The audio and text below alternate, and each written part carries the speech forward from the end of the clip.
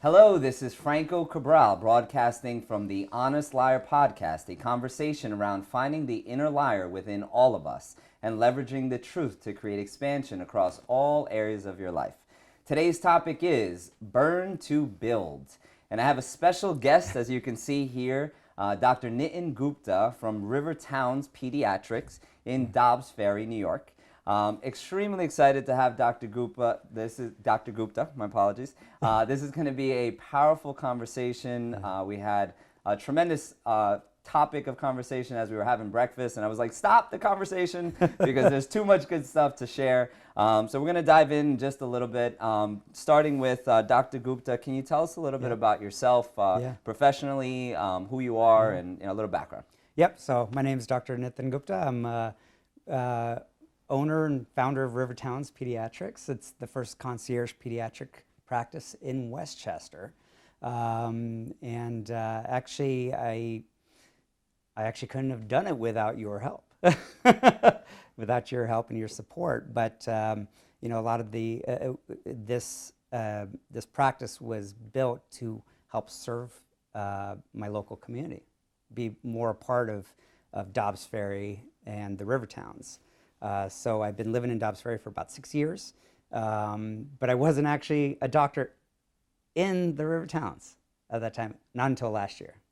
So I wanted to see my kids grow up and take care of their friends, be my pediatrician to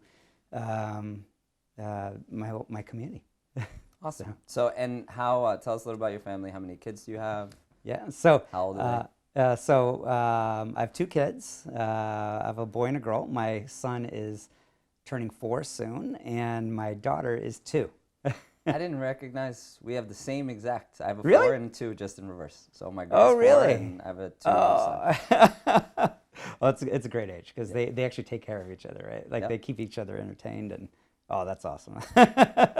It's cute. So before you decided to open up your business, tell me a little about your story. What did you do before? What was family life growing up like? Tell me a little about your past. All right, my past. I was actually born and raised in California, in San Francisco Bay Area, Silicon Valley, and so. But you didn't end up going into the tech world. I didn't end up going into the tech world, but I am very influenced. It's kind of part of my blood when you grow up in that area. I'm a first-generation Indian American. My parents immigrated here in 1970. My dad was he was a structural and earthquake engineer. Hence, that's why we lived in California. And my mom was a stay-at-home mom, and eventually had to take a job as a quality control inspector during one of the recessions growing up. But I come from a long line of engineers. Okay. So you're kind of the outcast? Yeah, I kind of rebelled. My dad didn't want me to be a doctor. He actually wanted me to be an engineer. So kind of rebelling to become a doctor, I think that's kind of unusual. But we come from the exact opposite. Yeah. I don't even know if you know this, but I was studying at Tufts University. I was planning on being a doctor. My mother being in the medical space, which her dream, and at one point my dream was to become a doctor, and I decided not to become a doctor and went into entrepreneurship and sales and marketing. So we're very parallel, opposite paths. My dad would have been very proud of you. Actually, and my mom would have been very proud of you. My dad actually, it wasn't until I graduated medical school that he finally accepted that I was going to be a doctor. By then I was already in. I was like, all right, he's a doctor now. All right, that's when he was proud. Still, even during medical school, he's like, there's still time for you to go back and become an engineer. So tell me a little bit more about mom and dad. What were they? What are they like? What were they like? I know dad is no longer. He's no longer with us. They were, it was very powerful. They're very strong. And is something now that I'm a father, I'm reflecting back and realizing how amazing they were. it was hard. My mom came to this country. She didn't know English. Now she's fluent. And I would tease her growing up, kind of saying like, kind of teasing her words. But it's not until I became an adult that I started to realize, like, oh my God, she just came here as an adult and then learned the language. So, a lot of power, a lot of credit to her. So, my parents, when they came, my dad first came to get his PhD, and he was a vegetarian, and flew into Utah, Salt Lake City, Utah. Probably not the easiest place to be a It was vegetarian. tough in like winter. So he's coming from India, where you don't really, we're in that area. He didn't really need a jacket to, oh wow, he needs a snow jacket. And he was telling me about his coming in, and then he was being picked up by, I think, his mentor. And he brought him over to his house, and they had dinner waiting for him. And they said, oh, we know you're a vegetarian, so we made fish. Okay. So Interesting first dinner. yeah, so my dad's all he had was peas and carrots. That meal he didn't know, he just couldn't eat the fish. But eventually he was able to bring my mother and my brother over from India, and they were just dirt poor, living off of a PhD salary, and then but I guess coming from nothing in India to something, like having a roof over their head, having enough money to eat, they were able to adapt, and then they adapted well. But I think, but they were both they were fighters, and they did struggle a lot, but their work ethic really kind of formed the person I am. I was just thinking the other day that Diwali. I don't know if you're aware of Diwali. It's an Indian holiday, a Hindu holiday. Okay. It's a very big holiday for us. And growing up, I kind of was scared to share my culture, kind of like hid it, but my parents didn't. And my mom always wore a sari and a bindi, and thinking about how hard that must have been to getting thrown racial slurs at her, stuff being thrown at her, because I remember that. But she didn't let that down. So it probably did affect her, but she just stayed strong for us. Anyways, Diwali's, the amazing thing about Dobbs Ferry is that they're having a Diwali celebration at the library. They did it last year for the first time. And when I moved to Dobbs Ferry 6 years ago, my wife and I were kind of like, wow, I think we might be the only Indians around here. And then we started to see more people. It was almost kind of like, how are we going to help our kids know about our culture and our heritage? The library is now hosting this. That's awesome. So, and I'm gonna sponsor. I'm gonna help sponsor that program, because, I told them, I said I was bullied for my background, my culture, but that's not gonna be the case for my kids now because of this. That's so that's beautiful that you're continuing the culture. Yeah. It's something that I find very challenging. Yeah. Raising kids and wanting and recognizing the value now more than ever of what my culture was, the fact that I can speak Spanish, and wanting to teach them that. That's challenging though. Have you gone through kind of like now that you're a father and married, and kind of reflecting back on your mom and your dad and seeing like? Without a doubt. Yeah. I mean, it's. I'm very excited. Most likely next month, I'm going to be having my father on the podcast and interviewing him, which in and of itself is amazing, because about 9-10 months ago, we weren't even speaking.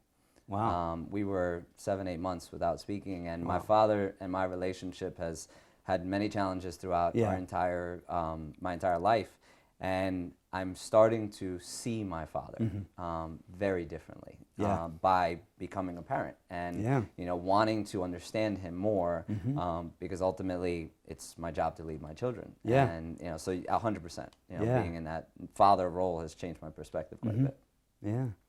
Oh, wow, that's great. So I want to transition a little bit. So the tie, and it'll tie into childhood, I'm sure, and your story. But we were talking over breakfast and came up with the concept together of burn to build. And you had said you listened to some of the podcasts, you heard some of my burn story, and you were like, "Wow, I have a hell of a burn story too." And then we started really kind of just talking that every entrepreneur has to find a place where they're burning, and and out of that we rise, and that's what I've experienced creates some of the best entrepreneurial stories, and you have a great one that I'm excited to get the opportunity to share with our listeners. But when was the first experience that you had when you're like, I'm burnt out, or I feel like my life is burning? So I went to medical school in Grenada, in the West Indies. Great experience, and then I did my residency at UMD&J in Newark. Okay. Busy. That was a busy experience. Probably starting to feel effects of burnout right there. During that time in residency, you're working. We had work hours restrictions of 80 hours a week. Just 80. Just 80.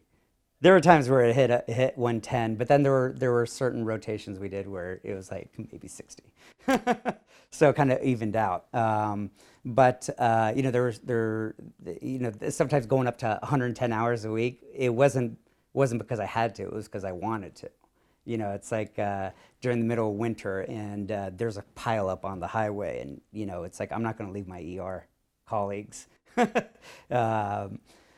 But I was starting to feel the effects of burnout by the time my residency was finished. Also, I think what was starting to contribute to that was that's when I started to discover that my dad had dementia. That's when I started to realize that he was dying. And so, and my parents kind of held that from me. Because, and this probably started when it actually started years before, probably when I was starting medical school, but they were hiding it from me. Dementia is pretty subtle in the beginning. But kind of as a doctor, I started to come back home and I started to notice things, and it wasn't adding up. But then it started to get real. Like, no, he's got dementia. That's when finally my dad was available. He was coherent, and he said, I have Parkinson-like symptoms.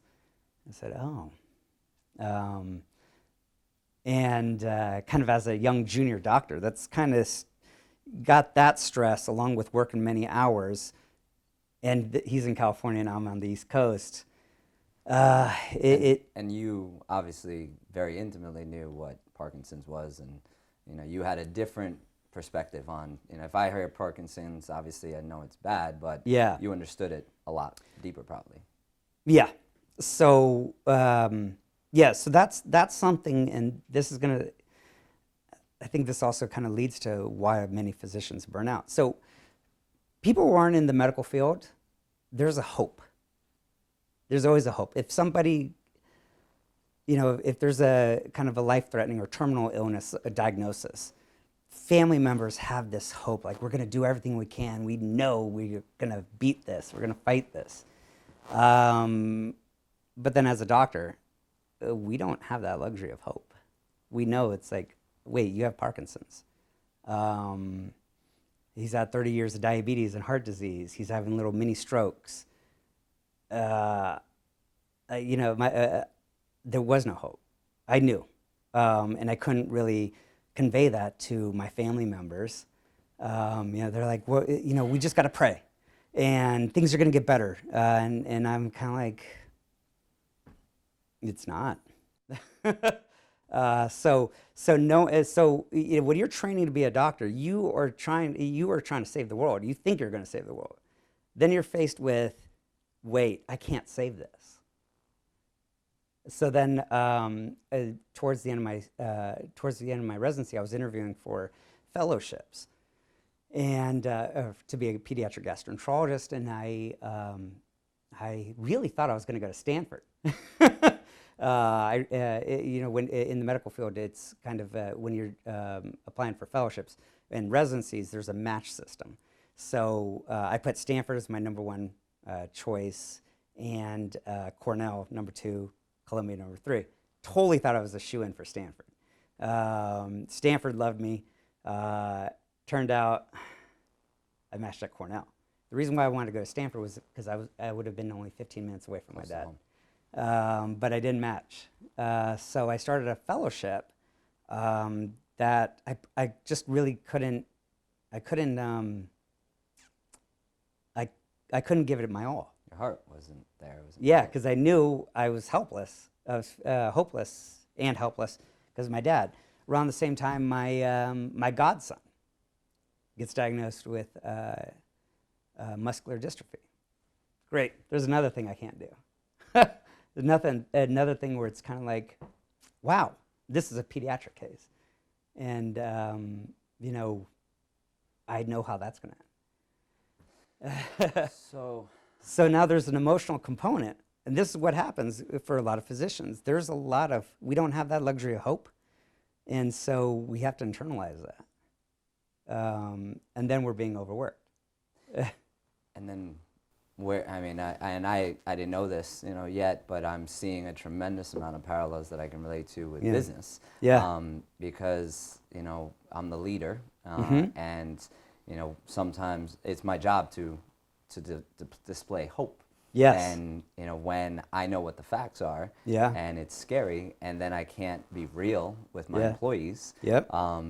What do I do with that? And for me, that led to massive amounts of burning for a while until I figured some things out.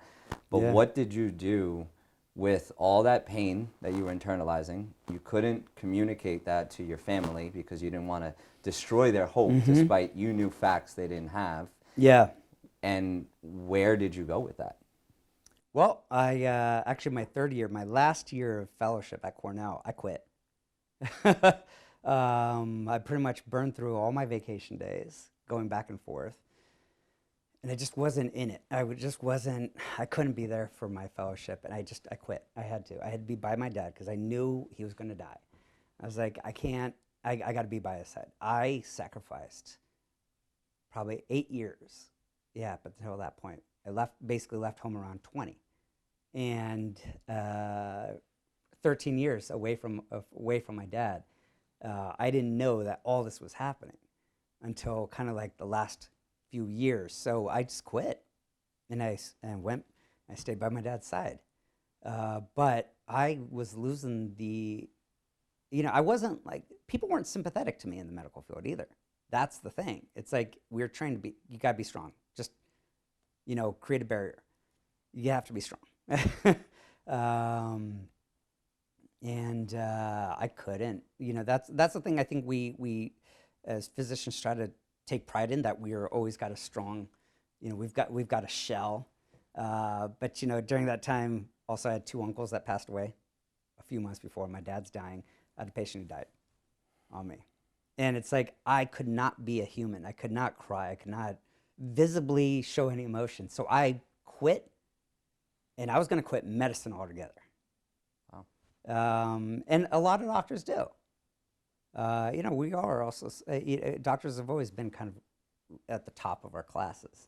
So we'll recover. We'll find another industry we can kind of take on. A lot of doctors go into finance or things like that. It's interesting you say, you got to be tough. You got to be, that's the environment. You got to be strong. You got to be able to put up that barrier. That's what we're told. That's what you're told. And, and culturally, I don't know what it was like for you, but for me, culturally as a man, it was also very similar. Men don't cry. Yeah. You keep your emotions in. You're Yep. strong. Yeah. And a lot of that led to me, burning things down because I held it all in. Yeah. I didn't know how to communicate with my wife. Yeah. I didn't share my pain. Yeah. And eventually you have to find an outlet. For Yeah. me, it was excessive amount of exercise to the point that I was numb. Yeah. Drinking, 5-6 days a week, a few drinks a night, Yeah. take the edge off. We Yeah. discussed, earlier that before we started the podcast that suicide is amongst the highest in the medical space. So what did you do with all that pain? Like, how did you find a way to get it out? Did you sedate? What was your Yeah. outlets? There's the sedation, chemical dependence. I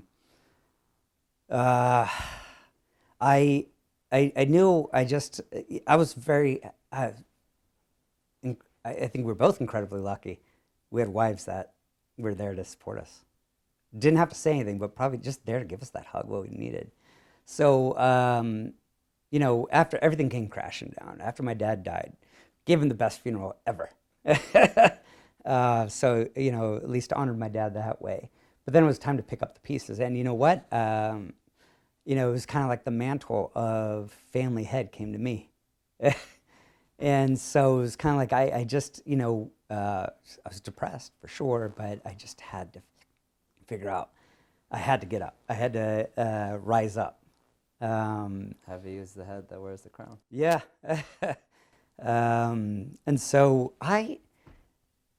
it was interesting. So one of my friends, she was doing this, she was doing a job, she was working as a pediatrician. She also left GI, pediatric GI. She didn't want to do it anymore, but she was working as a locum tenens pediatrician. And she was actually, these were basically temp jobs in different parts of the country where they couldn't fill the positions.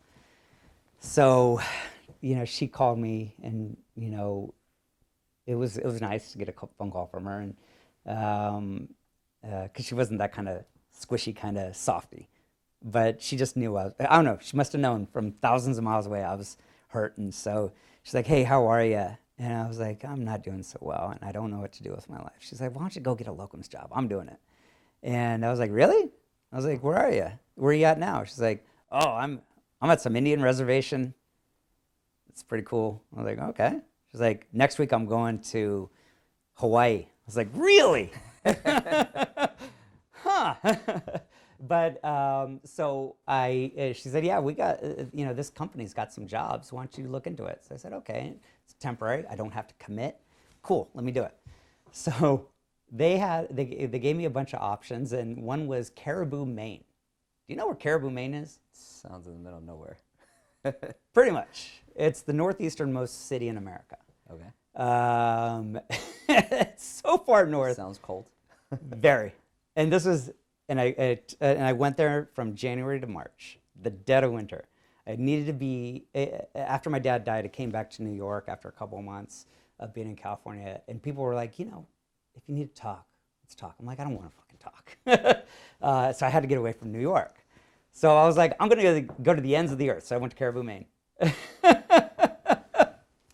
How dead of winter. How interesting. I don't know if it's something you thought of, but your father restarted here in America, and Yes. he ends up in the dead of winter in Utah. And you find a restart in the dead of winter in the middle of nowhere, somewhere you've never been before. Wow. Huh.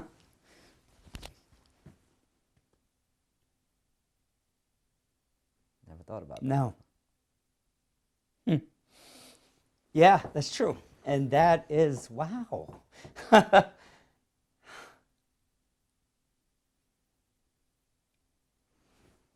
Yeah. It's beautiful. Yeah, yeah. And you know what? God. Yeah. I mean, a lot of my life I'm finding is kind of following it's parallel. When you were in Maine, Yeah. what was that restart like? Did you think about your father often? I did. And I went up there, and I didn't tell anybody what happened. Nobody, only the CEO of the hospital knew. He had actually, when my dad passed away, he had actually sent me flowers from Maine. So the only person who knew my dad died was the CEO. Nobody else knew. A lot. There was, one person I kind of sat down to go get my haircut. She's like, "Wait, you're from New York City?" She's like, who the fuck did you piss off to come up here? And I was like, you were sent here. That's true. I was like, life. I must have pissed off life. I don't know. But it was a rebirth up there. And the reason why, I was thinking about quitting the field of medicine altogether.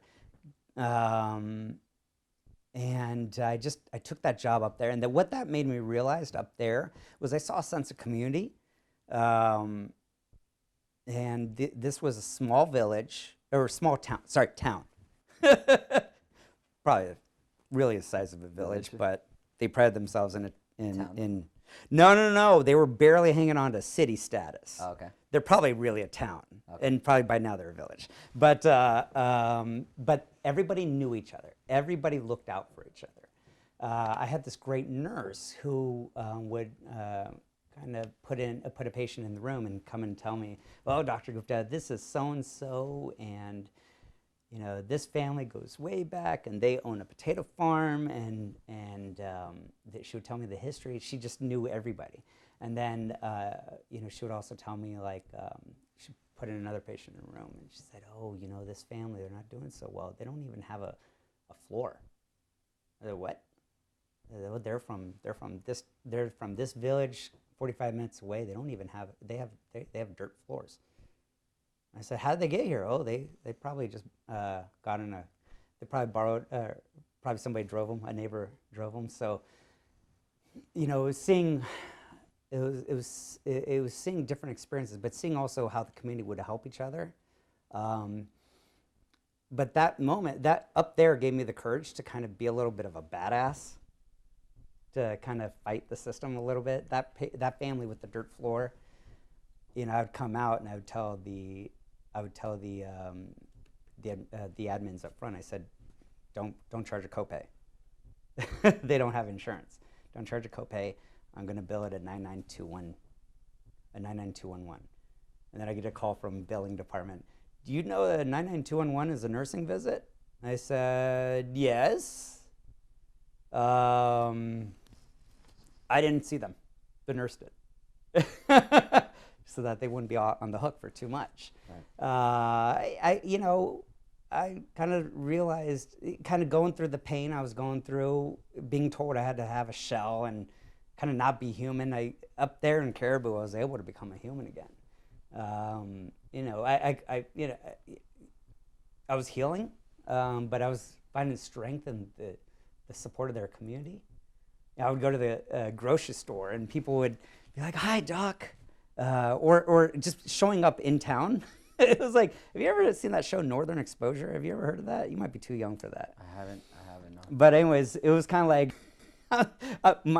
I'll tell you, one of my biggest fears was I was like, I'm a brown dude post 9/11. I'm showing up to a small little village, rural area full of white people, where they might think I'm going to get discriminated against. What was interesting was they saw me like, "You must be the new doctor." It's like, oh, huh. Perspective. Yeah, perspective. So everybody was just so friendly. Everybody was so supportive. And they didn't care what my background was. They didn't care what I went through. They didn't care if I burnt out. They were just so happy to meet me. And so you had a lot of stories, about what they might think, about, your past. Yeah. And they kind of blew up all your stories. Yeah. Yeah, it was that sense of community there. And I was really involved with that community. And so it was kind of a rebirth of my career. It made me realize, no, I'm not going to go onto Wall Street. I'm not going to go into I'm not going to change my career. I'm a pediatrician. And that was kind of the start. That kind of planted the seed of me getting ready to kind of blow up the whole system.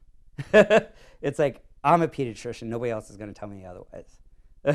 That's, you've refound your purpose. Yeah.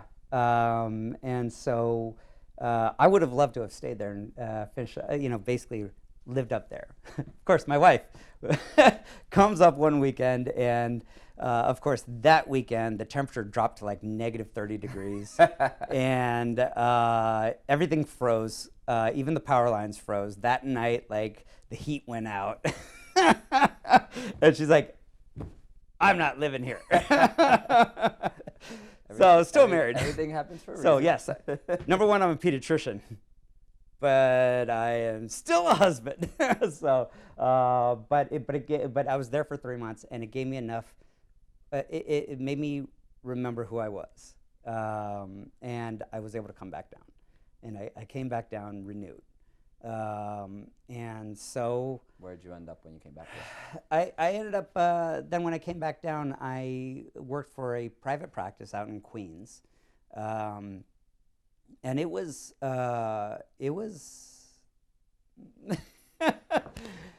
it was a very, very busy private practice. And you was seeing like 30 patients a day, 30, 40 patients a day. Kind of the pediatrician, the older pediatrician who owned the place, I could see he was just kind of getting bullied a lot. A lot of the patients didn't want to vaccinate their kids. And I pretty much lasted 3 months. I just said, I'm not doing this. I can't handle these your patients. But he that pediatrician, he knew that I was having a hard time with that practice, and we had long chats, and he really taught me the business. It was all about, and really, he said, when I first started this practice, I was a pillar of this community, and then basically he's like, now it's all about billing. So he said, I think you'll be great in academics. So I went and I left that job, and I was a ER pediatrician for 5 years at a teaching hospital in Brooklyn. And that's where I had med students and interns and residents, and that was a great experience. But then during those 5 years, we moved up here to Dobbs Ferry, and that commute was getting pretty hard. Does that start the process of leading? Because you described a few burnout times, So yeah, during that burnout was happening. Like we're starting to get to that next one. Burnout was happening there. Okay. That was burnout number 2. New hospital administration comes in, starts cutting our nurses. We're getting, one of the hospitals in town starts to shut down. One hospital did shut down because the land was more valuable than the hospital itself. So there's more of a patient burden on our ER, but at the same time they're cutting our nurses, and the administration says, you don't really need a nurse. So we're getting less. It was basically consultants comes in and do more with less. That doesn't work in medicine. Right. So pretty much getting overworked, I'm out. I left. So when did you leave? When was that? Oh boy. Right around 2014 maybe? Okay. So after 2014, what were the next steps? I worked for pediatric urgent care, helped open up their office. And there was one day where I saw 65 patients. 65 kids. You want to talk about another burnout moment? There was another one. But we didn't let that one fester, because around that time my wife got pregnant. And my wife, as soon as we found out we got pregnant, she grabbed me by the collar. She said, you're quitting that job. Because she wasn't seeing me. It was amazing we got pregnant at that point. But what I learned from the ER was about 90% of those kids who came into the ER didn't need to be there. When I was in the urgent care, 100% of those kids didn't need to be there. The reason why they were there was because they didn't have access to their pediatrician.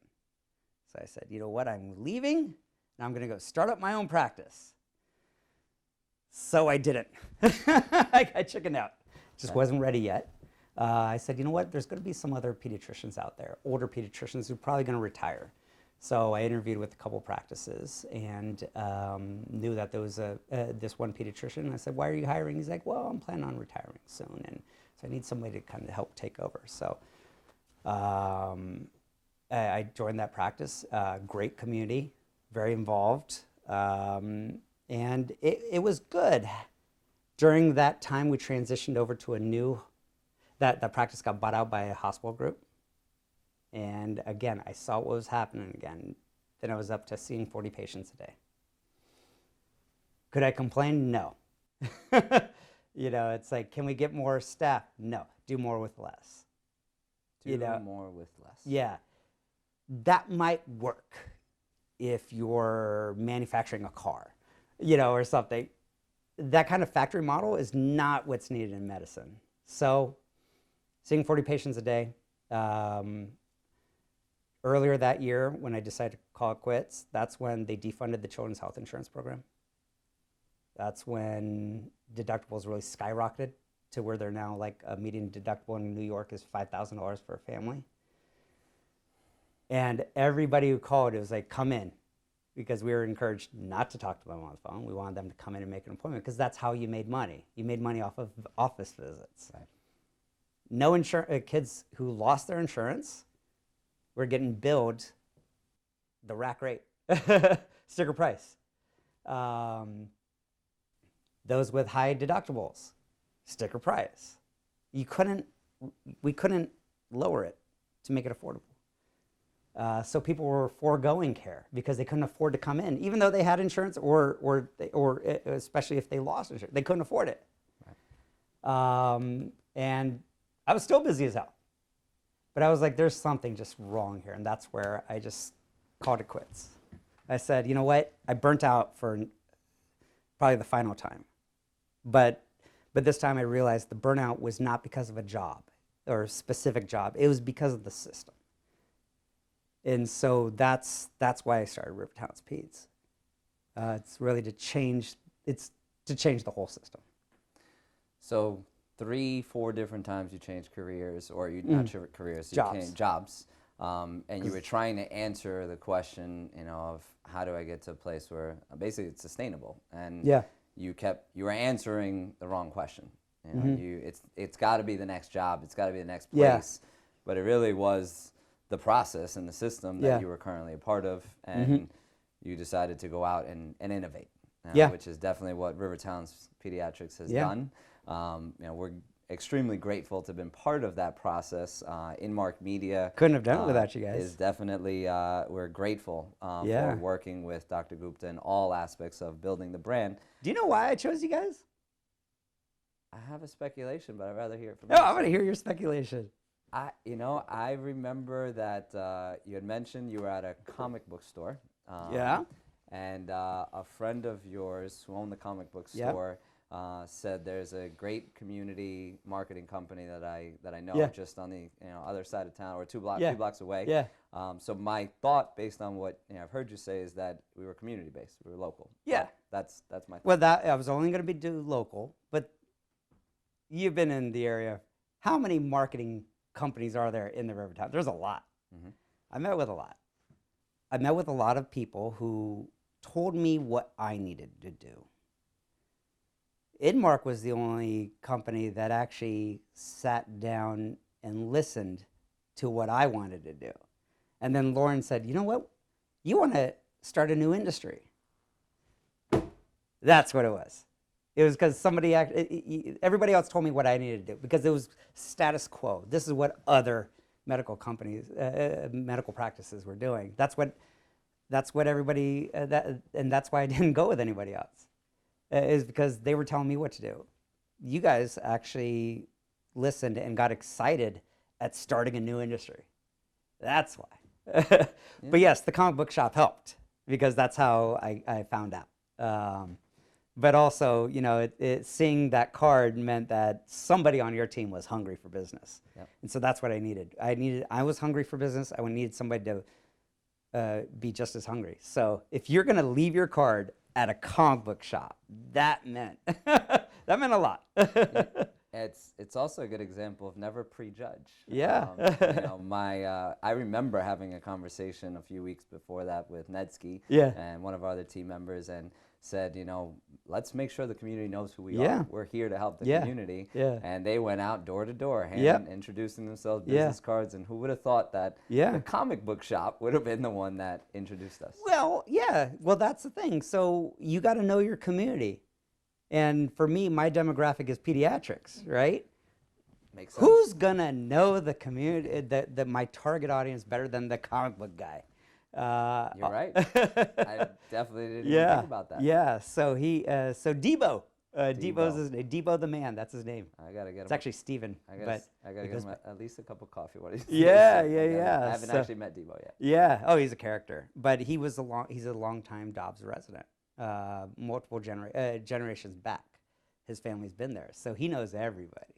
So when he was like, "Hey, Duck, I got this card," I was like, "Okay," That's a because sign. Debo has not steered me wrong. That's awesome. Yeah.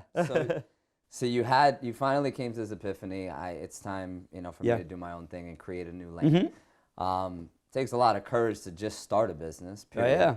Then to start a business in an industry where you're trying to create a new lane. And we were also talking earlier, saying how people see the top. They like now. You're doing a great job, and Yeah. you're building an amazing following. You've been interviewed in a lot of places. Yep. Your business is growing.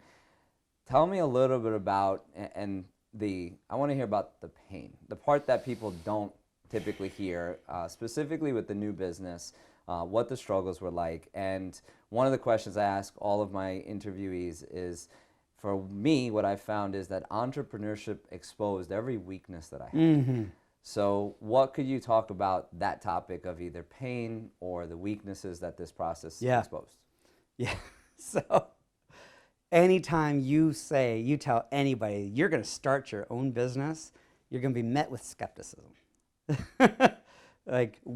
Basically, people are so damn comfortable with the status quo that people want to cheer for innovation, but they're skeptical of it when it's actually somebody they know. It's kind of interesting. It's like you would think your friends and family would support you.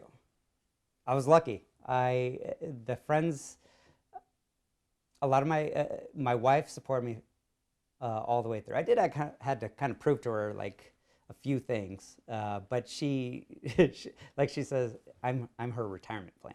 But I had a lot of friends who were very skeptical. A lot of people. I have ADHD, right? So right off the bat, people were like, "You're gonna have to hire somebody. You're gonna have to hire staff."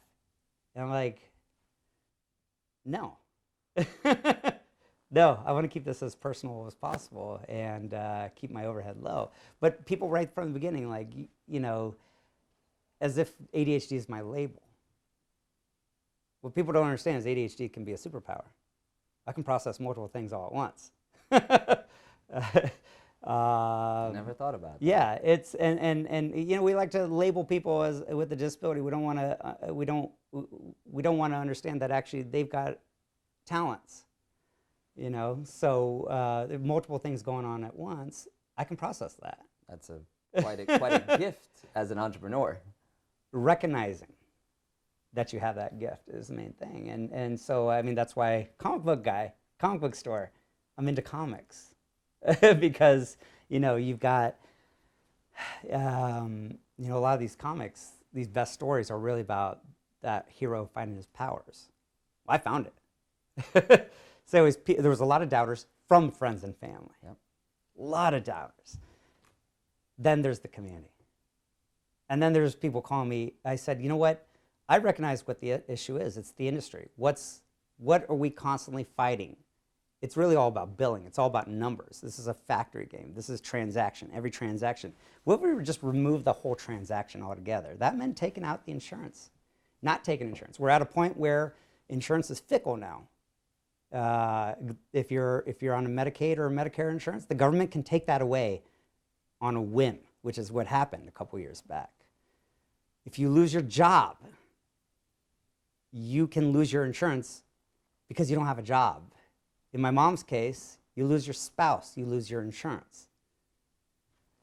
So our dependence on somebody else picking up the tab is kind of what's screwing up our whole healthcare system. So of course, I've got a noble cause. I said I'm going to be your pediatrician no matter what. It doesn't matter if you lose your job, lose a spouse, lose your insurance. I'm still going to be your kid's pediatrician. I was called evil. on a number, multiple times. How can you sleep at night knowing that you don't take insurance? I'm like, And actually, quite. was it the patients? Was it fellow, doctors? Never patients. Okay. Once you became a patient, my Okay. patients won't leave me. I mean, my patients are, there's a loyalty. It's family. Once you're a patient, you are family now. But it was people who didn't want to listen. People who Maybe afraid? yeah, skepticism. I mean, you know how long, do you know, I remember when Uber first came out. Do you remember when Uber came out? It was actually really about 8 years ago. Really? Okay. I would have said like 5 years ago. So when Uber came out, it was insanely expensive. It was actually an app. It was an app, but it was a way to flag a taxi cab to you. And then, but it was an expensive kind of surcharge on that. It was a way to flag a taxi cab, flag a black car to you as well. It didn't do so well. But what Uber did was they said, hey, wait, let's change that model. Let's cut that overhead. Let's actually kickstart a gig economy. People with their own cars. Uber evolved into that. And so, but I remember I was very skeptical of Uber when they were doing the taxi cab hailing thing. And I didn't sign up for an Uber account until last year. But so there's always skepticism anytime you start your own business, even if it's a parallel business. You're not even changing the model, you just want your own name on it. There's still always going to be those skeptics, and people might they're more comfortable going to the established. So there's a lot of sleepless nights. There was a lot of times where I was kind of thinking like, okay, well maybe I'll apply for some insurance contracts, and there was Moments of testing your faith. yeah, And, yeah, Because I didn't take a jump into a different field. I was in a very similar place. Yeah. I was a national sales director at a company making great money, financial freedom. yeah, Decided to leave all that security. I was met with tremendous opposition from my family, my friends. Why would you leave all this money? What if this security, you have a family, you have kids. So similarly, how did you deal with all that skepticism? Because you had, at this point, you had one child, at least, if not two, before you started your business? I had two. Two. So how old were they? My son, when I left, my son was just maybe 2.5. And then my daughter was just born. So my daughter was 3, actually, she was 3 months old when I started thinking about figuring out a new career path. When we started the company, she was less than a year, hadn't had my son. So it's a scary place to be. Scary. New parent, married. One of my mentors calls it the trifecta of insanity. Married, kids, business owner. Yep. How did you deal with all the skepticism, the fear, the questioning of faith? Am I doing the right thing? What was that like? My dad did it. And my mom did it. So my dad had a cush government job in India, but he left everything to go get a PhD and kind of scrape by, but he did it. And it was not easy. I saw him go through all the difficulties, but he still did it. And I realized that, I can sit there and complain about the industry and burn out, or I could be like my dad and just change it, just try. My dad wasn't successful when he changed. He had a heart attack and lost his job. Because back in those days, labor laws were different. He had a heart attack, and then he's asking his company, like, hey, can I cut back? They fired him. So he started his own consulting firm. It wasn't successful, but he wouldn't have forgiven himself if he didn't try. And so that's the way I thought about it. I was like, I can sit here and keep complaining about how bad the system is, or I can just create a new system altogether. And it was a lot of pounding the pavement, getting my word. It took a long time to get my message across, because I was still trying to figure out my message. I knew what the problem was. I knew the system's broken. I knew how to fix it. I just couldn't get that message.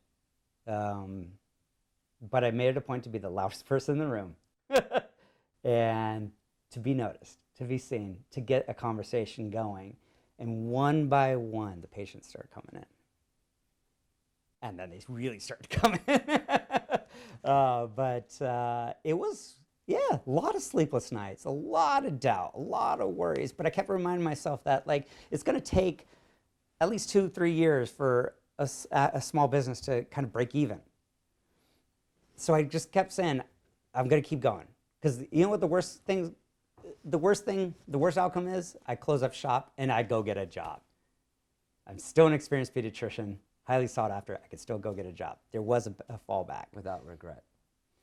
Without regret. I wouldn't have forgiven myself if I didn't try. 1 year in, I'm meeting overhead. How many small businesses can do that? I can say they did that. We did not. Year 1 was a disaster financially, and year 2, a disaster. Yeah. Year 3, we're finally in a better place, so I can very much. But you found your mess. You were still trying to figure out who you guys were, and you went through the growing pains, and now you're here. But I was lucky. I did have your team who still backed me up, still supported me. And that was the difference. Like, I wasn't hiring a marketing team just to like put out social. What I ended up getting was like shoulder to cry on many times. But people to kind of like hear my message and practice it out and help me. So we are, similar to you is, you became part of our family. Yeah. And we, those are the types of clients that we, Yeah. that we focus on, Yeah. Building our organization with, because we're passionate about what we do. And, to hear you talk about the team and Lauren and, her team as well, fulfills me, because that's what the mission's about. Yeah. The team is what builds, something special. So we're grateful And to have you have a good team. You're picky. Yeah. You're selective. You didn't just hire anybody off the street. And so that's, I do get a lot of people, a lot of pediatricians or a lot of other physicians who call me to try to do what I do. And at some point, I might find another pediatrician that I want to bring into the fold. But, we'll see. I have to be picky because it's my brand. Without a doubt. And, I think this will be kind of the last point. We were talking about that potential next step, which is, bringing on another team member. And, I think this is very applicable to anybody who, we have a lot of entrepreneurs that listen to this podcast, people that aspire to be entrepreneurship. You said there was, certain criteria, and you don't have to go into all the details of the criteria, but more, why it is that you're looking for certain types of traits. Yeah. One of them actually turned to be the topic of the conversation. You said you're looking for somebody who's burnt out, who's felt that. You're also looking for somebody who is established with a permanent residence, in the town where you're working. Yeah. Why were those two so important, and how can you share, that for our future entrepreneurs? So, being established where you live, we as a society, I feel like we're getting more and more disconnected. I think we have to be connected with our communities again. And so that's why if I'm going to take somebody on, they have to be established. They have to have found their forever home. If they're going to take on my brand, they're going to have to work in their community and be available, and they have to be active in their community. And especially in medicine, we've lost that. I want to do the opposite. I want whoever comes on under my name to get involved, community service, support their community, be available. But we have trained for the past 30 years, we have trained doctors to basically clock in and clock out for an insurance company or a hospital system. I need a criteria for somebody who's going to be ready for this. They have had to have burnt out. Because once you hit rock bottom, you can only go up from there. It's, the mythical creature, the phoenix. I'm looking for a phoenix.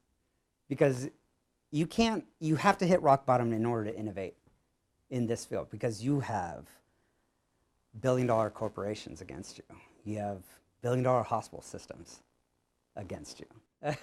So you need to be able to you need it only until you've burnt out would you be able to withstand the growing pains, the lack of sleep, being called evil, being face the skepticism. You've had to have burnt out to be sure of who you are and what you're going to do. That's powerful. Yeah.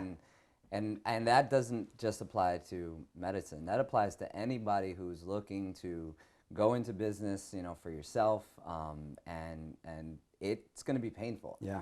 People talk you see the top, you don't see the journey along the way. Yeah. And it's in my opinion, social media world, society is almost over glorified entrepreneurship. Not to say it's not beautiful and rewarding, but it comes with a lot of pain, a lot of sacrifice, a lot of sleepless nights, a lot of lonely. It's a lonely place to be a business owner. And you have to be able to really be at a place where I'm not doing this because of money. Money will come when you have passion, when you have a deep burning desire, because that's really the only thing that keeps you going on those really dark times. Yeah. It's that, you have to have that passion. You have to find it first. You took some time, and your father, was a big part of that. Yeah. And you said something before, and I'd have you consider a little differently. So you said my father wasn't a success at his consulting business. Had he not taken that chance and taken that leap, you probably would have been less likely to be as driven to take your leap as a father. So I think he left a successful legacy. Though. Yeah. There you go. And as a father, what's the most important thing for you to leave behind? It's going to be my legacy. So I want my kids to. So there's a lot of sacrifices, a lot of missed dinners with my kids. A lot of times where I pick up my kids and they say, "Daddy, are you going to a meeting or are you going to see a patient?" That hurts sometimes. But what I do remember is my mom, when my dad lost his job, my mom going to work the night shift. And me crying, but it was her work ethic. So I'm going to go see that patient, but I know my kids are watching that work ethic and that passion, that dedication I'm doing, and that's what I want my kids to learn. I want them to take that away, because I know they're watching and they are going to see this and they're going to continue this kind of passion, this legacy. So you're living proof of your father's success. Yes. And they will be the same, because you're blazing new trails. Yeah. So Thank you. Thank you so much. This has been a powerful conversation, and I feel like a doctor in particular is one of in the eyes of so many, it's one of the most prestigious jobs you can have. Still is to this day. But we see the doctor who you go to see. You don't see the journey along the way. We're not, and we're also not seeing the human underneath it. Yeah.